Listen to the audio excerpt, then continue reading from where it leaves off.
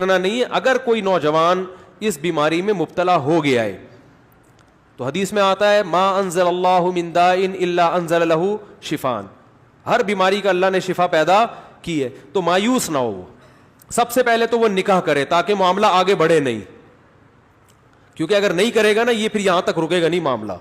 کیونکہ یہ لڑکے پھر جب یہ کام کرتے ہیں پھر وہ انٹرنیٹ پر فحش فلمیں بھی دیکھتے ہیں, پھر وہ تصویروں کی طرف بھی جائے گا, بد نظری کی طرف بھی, اور پھر یہ بڑھتا رہے, پھر وہ زنا کا متلاشی ہوتا ہے کہاں مجھے موقع ملے. تو اس لیے میرے بھائی اپنے آپ کو روکنے کی کوشش کرنی چاہیے.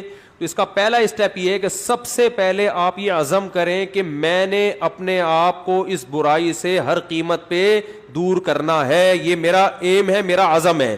اگر آپ ارادے میں ہی ڈھیلے ہیں تو بھائی پھر معاملہ کیا ہو جائے گا, خراب ہو جائے. تو پہلے تو کیا کرنا ہے, پکا عزم کرنا ہے.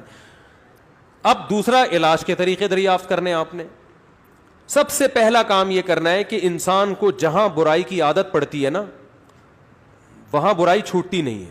آپ کی کوئی خاص ایسی جگہ جہاں آپ سونے کے لیے لیٹتے تھے اور وہاں پر آپ پہ یہ شہوت کا جنون چڑھتا تھا, تو اپنا ٹھکانہ وہاں سے کیا کر لو, چینج کر لو.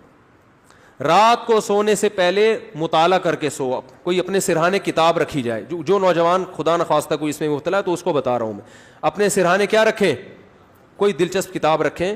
بستر پہ جیسے ہی لیٹے, جو معمولات ہے نا آیت الکرسی پڑھنا, دعائیں پڑھنا, بستر پہ لیٹنے سے پہلے پڑھ لیں وہ, تاکہ آپ جب بستر پہ جیسے ہی جائیں تو آپ کی سوچ جو ہے نا وہ مطالعے کی طرف چلی جائے. تو فوراً آپ نے کیا کرنا ہے, جیسے ہی سونے کے لیے لیٹے کتاب آپ کے پاس ہونی چاہیے. بستر پہ جاتے ہی آپ اس کتاب کا مطالعہ کرنا شروع کر دیں. انسان جیسے ہی لیٹ کے مطالعہ کرتا ہے اس کو نیند آ جاتی ہے, آپ سو جائیں گے. کیونکہ زیادہ تر نوجوانوں کے پر یہ اٹیک رات کے ٹائم ہی ہوتا ہے.